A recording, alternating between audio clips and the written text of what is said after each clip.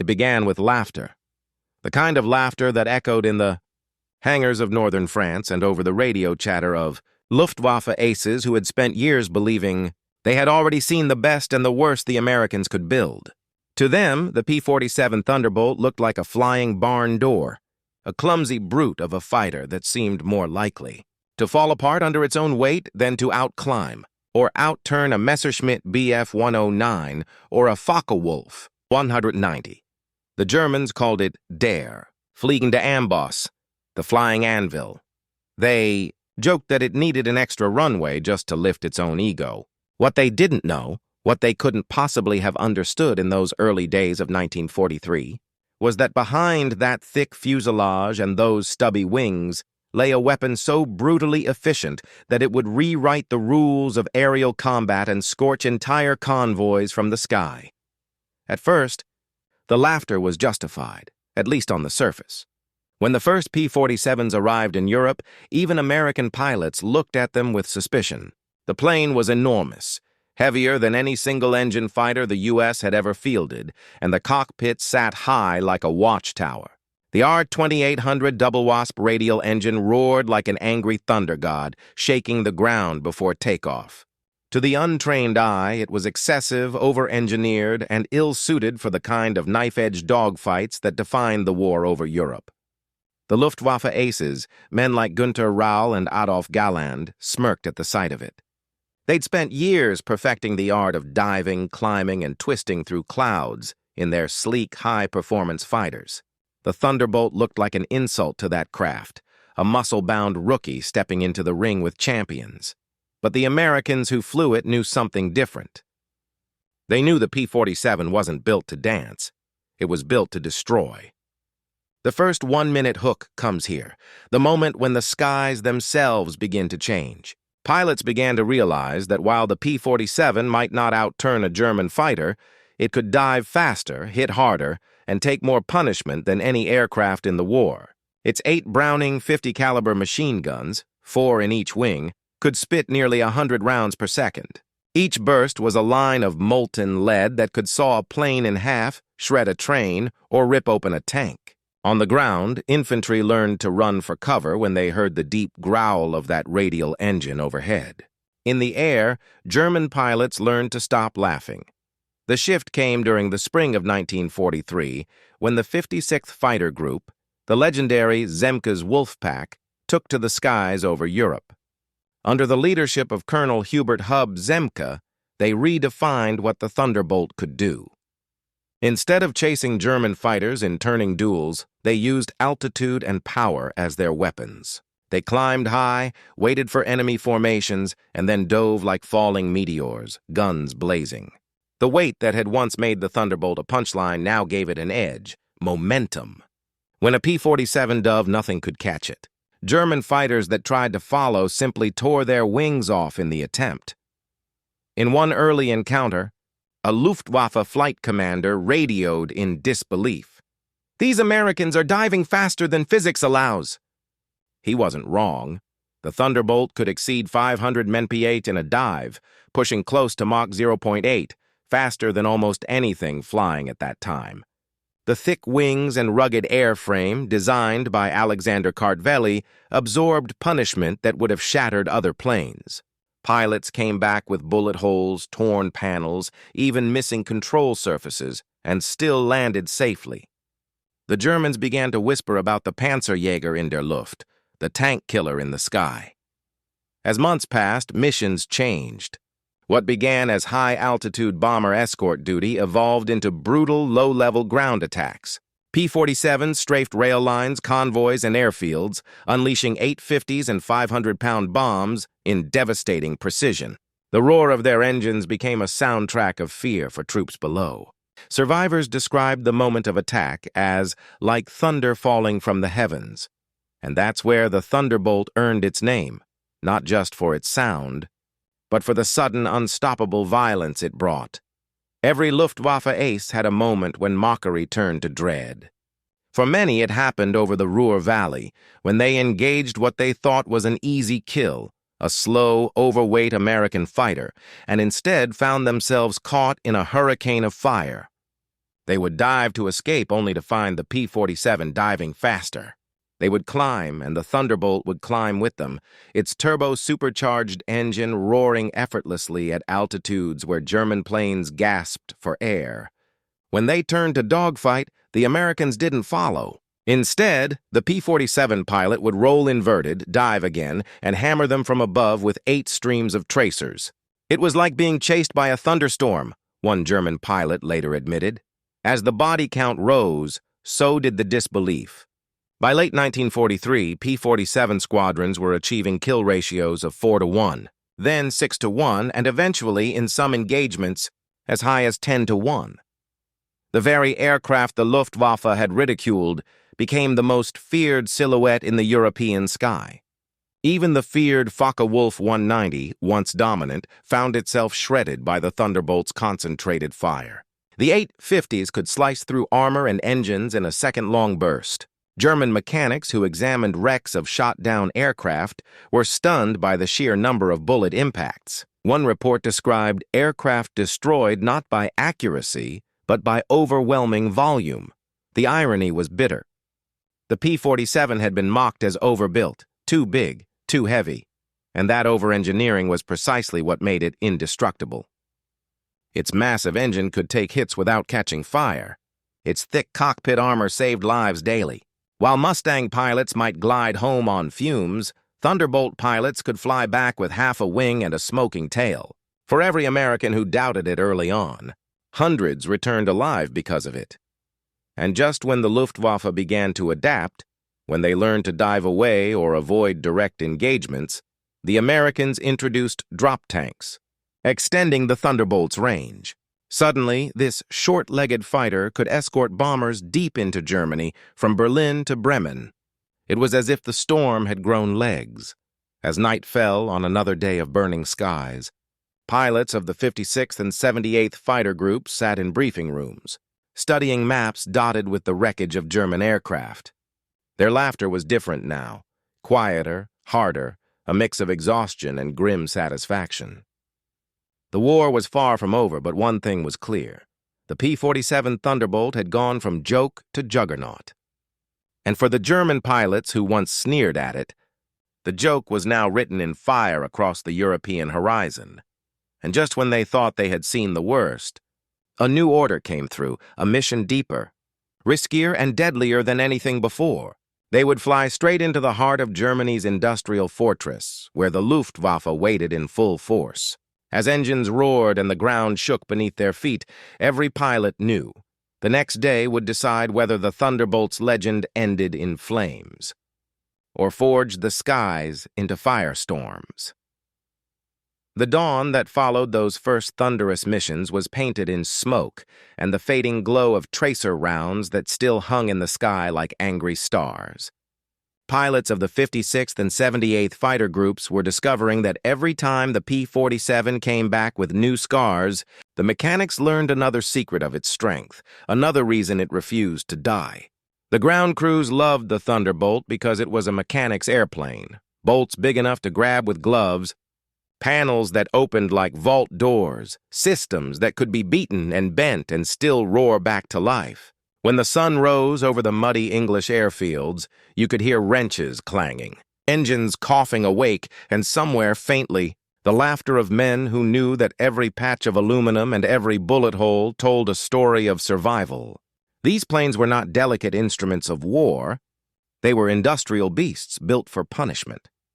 What most people never saw was the ritual before takeoff. Pilots would climb the ladder into that narrow cockpit, slide the canopy shut, and for a second, the world went silent except for the ticking of gauges. The R-2800 engine below was a sleeping volcano, waiting for a spark. When it ignited, the whole fuselage trembled like something alive. That sound, deep, circular, and raw, was unlike any other fighter's note. The Germans flying across the channel could hear it coming long before they saw it. It wasn't speed that warned them. It was the resonance of impending chaos, a pulse of mechanical thunder that carried across clouds. By midsummer 1943, the Thunderbolt had become more than an escort. It was a hunter. Zemke's wolf pack began experimenting with bounce attacks, descending from 25,000 feet with throttles wide open, using gravity as their ally. A P-47 diving from that altitude could reach terminal velocity so quickly that even radar operators couldn't track the fall. The first the Germans knew of it was when the sky erupted behind them with a line of white tracers. Pilots described the sensation as being caught in a hailstorm of light. The Luftwaffe tried everything: brake turns, rolling dives, split-S maneuvers, but the Thunderbolt's dive speed and sheer momentum made escape nearly impossible. What made these dives even deadlier was the new philosophy of gunnery. American pilots stopped firing short bursts. They learned to hold the trigger just a heartbeat longer, letting the 8 Brownings chew through air and aluminum alike. Each gun spat 20 rounds a second, meaning that in a 2-second burst, 320 armor-piercing bullets ripped through the target area. Entire wings were severed. Engines disintegrated in flame. Cockpits vanished in clouds of vaporized fuel. On the ground, soldiers called the strafing runs lead rain. The sky became not a place of duels but of executions. Mechanical, unrelenting, mathematical, yet the Germans still believed the Thunderbolt was clumsy. That arrogance cost them dozens of aircraft. Luftwaffe squadrons flying FW-190As found themselves shocked when their attacks failed to break American formations. The P-47 could absorb punishment that would shred a 190's airframe. German cannon shells would explode against the thick radial engine cowling, doing little more than denting it. Pilots reported hits so severe they expected the plane to tear apart, only to see the oil pressure hold steady and the controls respond as if nothing had happened. In one engagement near the Rhine, Captain Walker Bud Mahurin's Thunderbolt took 9 20mm rounds, lost part of its elevator, and still brought him home. The Luftwaffe's radio chatter changed. No longer mocking, it became clipped and cautious. "Achtung, Thunderbolts above, stay low," one intercept recorded. German pilots began to recognize the silhouette. The high-set canopy, the broad wings, the gleaming propeller cone, and felt the knot in their stomachs tighten. They had once laughed at that shape. Now they prayed not to see it diving toward them. Strategists in Berlin noticed the shift too. By the end of 1943, bomber losses over Europe had dropped noticeably whenever Thunderbolts flew escort. What had once been easy pickings for Bf-109s became bloodbaths for the hunters themselves. The German propaganda machine tried to spin the story, calling the P-47 a heavy target. But the pilots knew better. They called it the brick that bites. Behind that reputation stood Alexander Kartveli, the Georgian-born designer who had poured every ounce of his engineering obsession into the Thunderbolt. He had designed for extremes: altitude, pressure, stress, redundancy. Every system had a backup, every line was armored. What looked like over-engineering to outsiders was, in truth, foresight. He had built a fighter that could survive the unpredictable chaos of Europe's weather, flak, and enemy fire. And now, as Allied pilots dove through flak clouds thicker than fog, that foresight was paying dividends in lives saved. The P-47's turbo supercharger, tucked deep in its belly, gave it breath where other planes gasped. At 30,000 feet, the Thunderbolt could still roar forward at over 400 miles per hour. German pilots found themselves climbing into air too thin for their engines to handle, only to see the American plane surge past, guns blazing. It was psychological warfare in pure form. Every strength of the enemy turned against him. As autumn settled, the missions grew darker. The Thunderbolts no longer just escorted bombers. They hunted supply lines, shredded rail yards, burned convoys, and erased anything that moved under the Reich's banner. Their 8 guns were joined by bombs and rockets, turning the aircraft into a flying arsenal. Farmers in occupied France watched from fields as the sky filled with black smoke and descending metal. When a P-47 passed overhead, it blocked the sun. Children covered their ears from the roar. To the Allies below, that sound was salvation. To the Germans, it was doom approaching on wings of steel. The pilots, though, carried the burden of their success. Every mission left them smelling of cordite and oil, ears ringing from the guns that thundered just feet away. When they landed, their planes smoked and hissed like living creatures. Ground crews counted the bullet holes, sometimes 100 or more, and shook their heads in disbelief. They painted new kill marks beneath the cockpit windows, wiped soot from the canopies, and readied the planes for another round. There was no rest. The war machine demanded more thunder, more fire, more victories. By winter, even the Luftwaffe's elite Jagdgeschwader units began avoiding direct contact. They attacked bombers at the edge of range, darted in, and ran. But the Thunderbolt's new drop tanks changed that equation. With the added range, American fighters could now chase them all the way home. Nowhere was safe. One German officer wrote bitterly, "They are everywhere. We dive, they dive. We climb, they climb. The sky belongs to them." And still the Americans kept pushing deeper. Each mission blurred into the next, a cycle of thunder and smoke. Pilots grew superstitious. Some carried lucky coins, others carved lightning bolts into their sidearms. They no longer saw themselves as men in machines, but as extensions of the aircraft itself. Part flesh, part metal, part fury. As 1944 approached, the Thunderbolt had achieved what no one believed possible, complete aerial dominance in its theater. The laughter that once greeted its first flights had vanished entirely. In its place was silence, the silence that followed fear. German pilots no longer joked about the flying anvil. They spoke of it in whispers, as soldiers speak of a storm that never ends. But the true test was still to come. The missions over Berlin, where the skies were thick with flak, and every fighter that climbed to meet them carried the desperation of a crumbling empire. Those missions would decide whether the Thunderbolt's legend was temporary or eternal. And as engines warmed once more on frozen English runways, the men strapped in, knowing the next day's sortie would be the most dangerous yet. The storm they had unleashed was about to reach its heart. Snow fell in thick gray curtains across the English countryside, coating the runways in a pale film of ice that crunched beneath the boots of mechanics and ground crew. Inside the briefing room, cigarette smoke hung in lazy spirals above a dozen weary faces. The map on the wall was pockmarked with colored pins: Berlin, Magdeburg, Hanover, Brunswick, targets that now seemed as close as the edge of the world. The mission for the morning was simple on paper: escort the bombers to their target, sweep away any Luftwaffe resistance, and bring everyone home.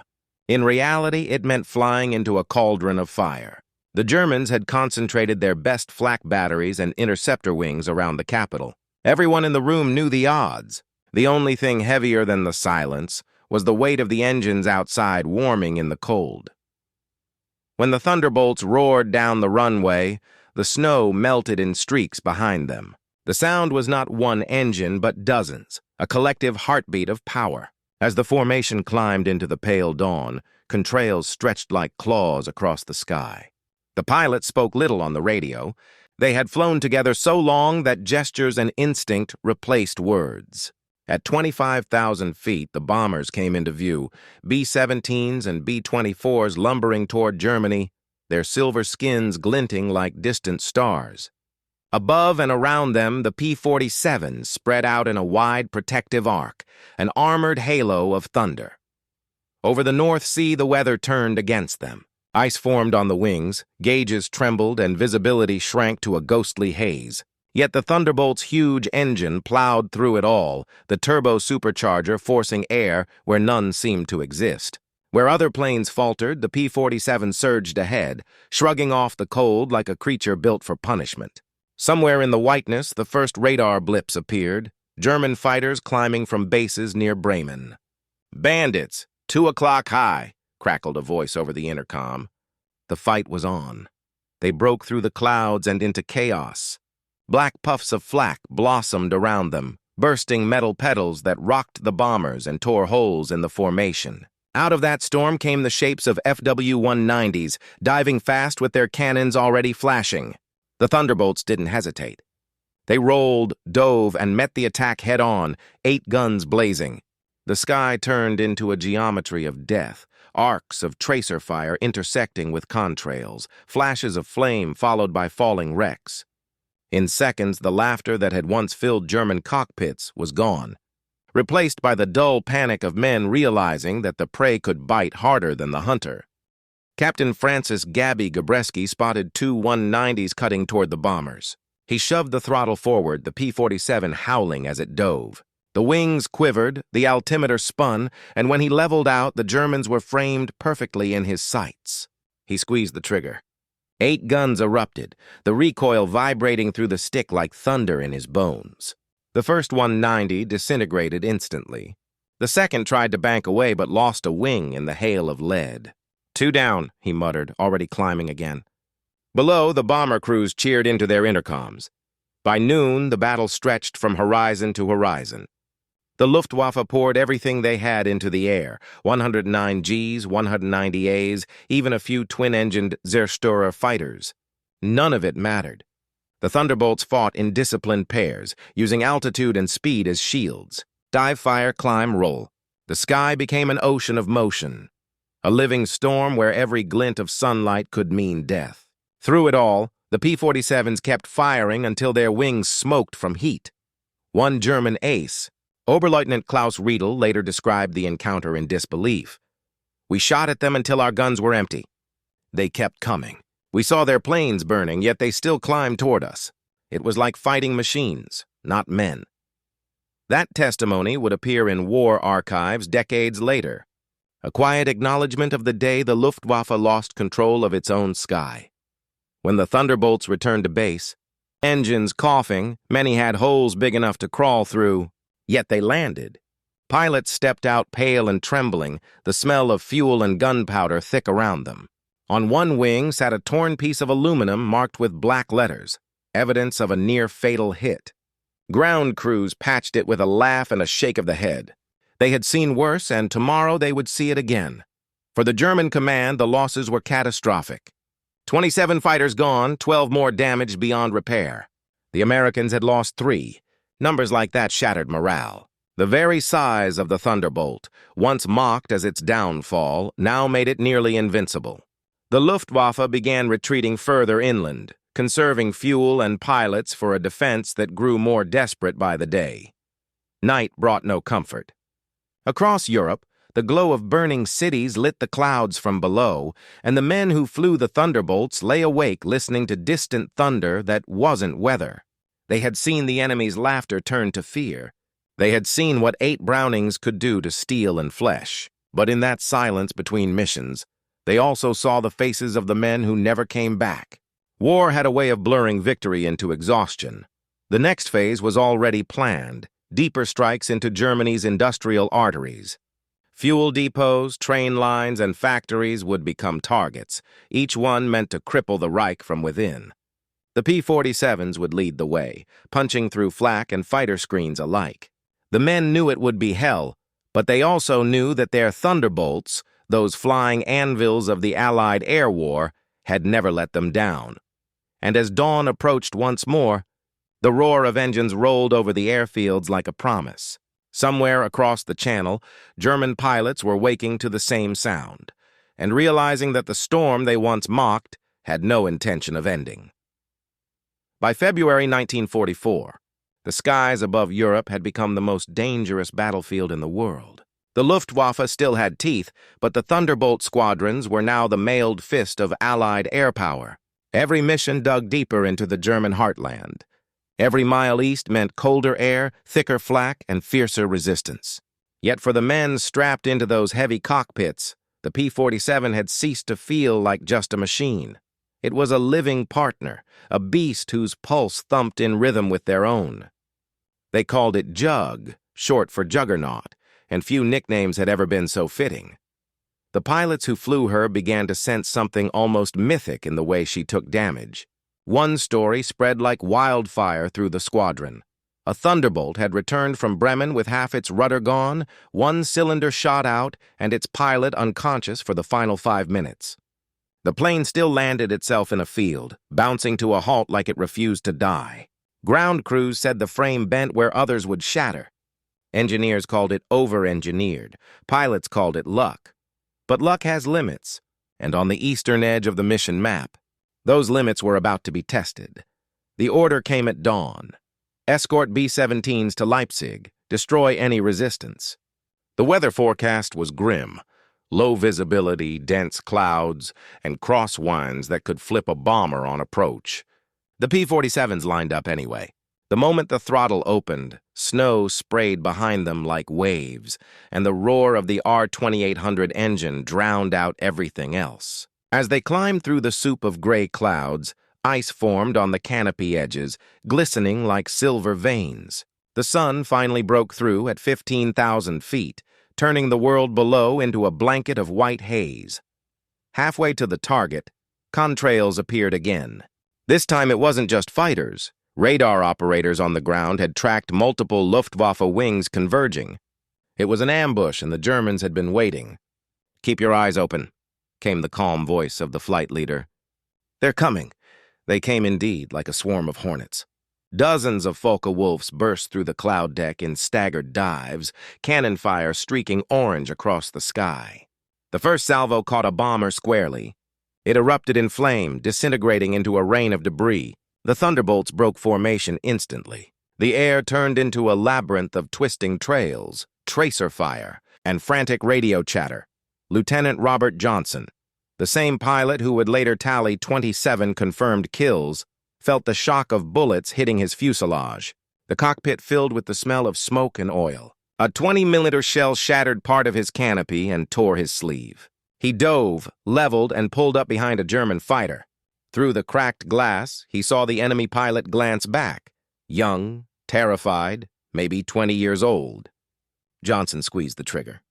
The 8 Brownings roared again, and the FW-190 vanished in a bloom of fire. "That's for the fortress you just burned," he said under his breath. But the fight wasn't over. For every German shot down, 2 more appeared. The sky over Leipzig became a churning arena of sound and fury. The Thunderbolts, outnumbered and scattered, began relying on instinct. They would dive from altitude, unleash a storm of 50 caliber rounds, and climb out of reach before the lighter German planes could retaliate. One pilot described the experience as riding a thunderclap. The Germans called it something else, Höllenmaschine, hell machine. Down below, the city's industrial complexes shuddered under waves of bombs. Smoke coiled up into the frozen air, meeting the dogfights above in a terrible fusion of fire and shadow. Civilians watched from shelters as streaks of light crossed the heavens, some cheering, others praying. It was the sound of empires breaking. By the time the Thunderbolts turned for home, they had flown nearly 5 hours without rest. Fuel gauges flirted with empty, engines rattled with strain, and gun barrels glowed dull red from the heat. Still, they made it.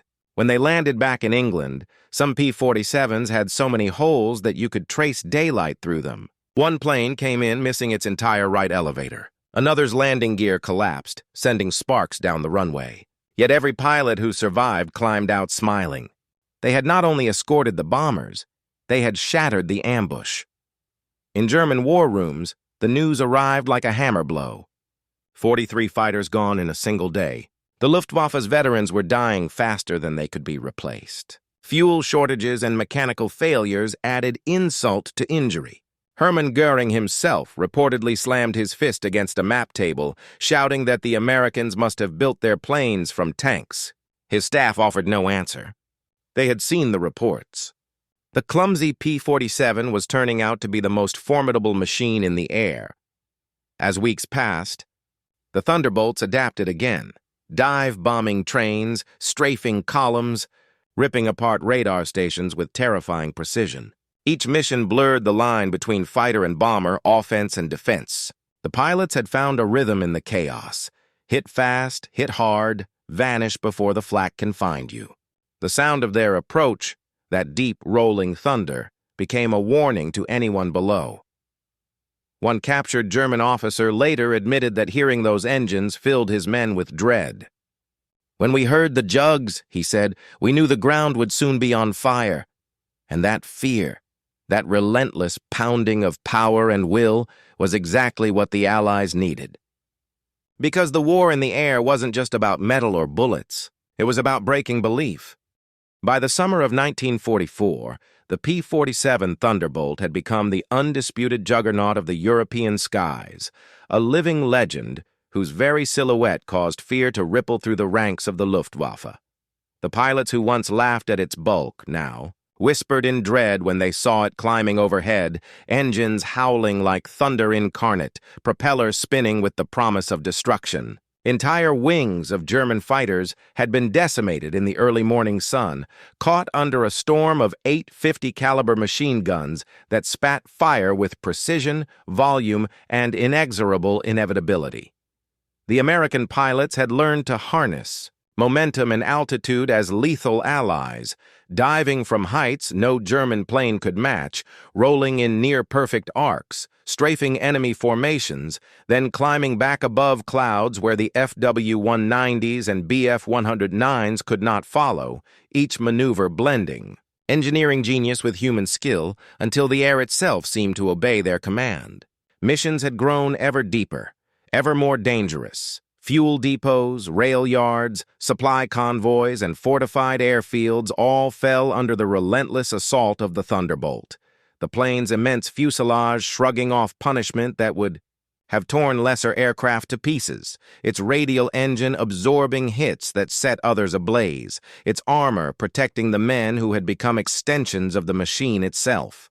Stories circulated among Allied crews of planes returning with half their tail ripped away, panels shredded, gun barrels glowing from overuse, and yet the pilots climbed out, laughing or grimly smiling, the aircraft having survived what seemed impossible. The Luftwaffe, once arrogant and mocking, was now in disarray. Veteran pilots were lost faster than replacements could arrive. Fuel and mechanical shortages compounded their despair, and even the leaders of the Reich began to realize that no tactic, no flanking maneuver, no dive or climb could reliably counter the Thunderbolt's dominance. The skies over France, Belgium, and Germany became a theater of firestorms. Every sortie carried the pounding roar of engines, the crack of bullets, and the distant glare of bombs tearing through enemy infrastructure. Allied intelligence reported kill ratios reaching astonishing levels, the P-47's 8 guns shredding planes, trains, and armor alike with terrifying consistency. The psychological effect was profound. German pilots trembled at the sight of its massive silhouette. Troops on the ground scattered at the distant roar of engines, and civilians watched the streaks of fire and smoke overhead in awe and terror. Even the American crews were aware of their place in history. Each mission was a test of nerves, skill, and courage, the line between survival and death razor-thin. Yet each successful sortie reinforced the legend of a plane born too heavy, too clumsy, too over-engineered, but proven to be the perfect weapon of war. By late summer, the Thunderbolt was no longer simply an aircraft. It was a symbol, an instrument of relentless dominance, a testament to the fusion of obsessive design and human daring. And as the final missions approached, targeting the industrial heart of Germany, pilots climbed into cockpits knowing the skies would erupt with fury, flak, and enemy fighters desperate to survive. Engines screamed to life, propellers spinning like whips of lightning, and the men leaned forward into throttles, prepared to dive, fire, and strike with precision no other fighter could match. Across the channel, German pilots who had once laughed now stared at the horizon with pale, tense faces, realizing that the machine they had mocked had become the very storm of their nightmares. That 850 caliber guns could decide battles in seconds, and that every dive, roll, and strafing run carried not just destruction, but the crushing weight of inevitability.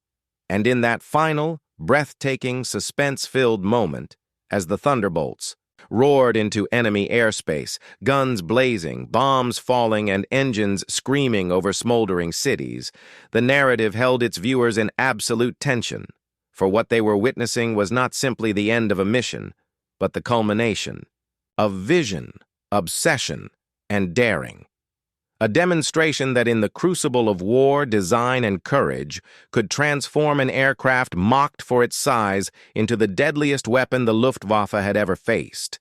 And as the camera of imagination pans over, burning airfields, wrecked fighters, triumphant crews, and the terrified expressions of those who had dared oppose it, The final hook leaves the audience suspended in awe, knowing that the story of the P-47 Thunderbolt is far from mere history. It is a legend, etched in steel, fire, and the roaring skies of Europe, an unstoppable juggernaut whose legacy would echo across generations, leaving every viewer breathless, inspired, and hungering for the next chapter in the saga of man and machine united in lethal perfection.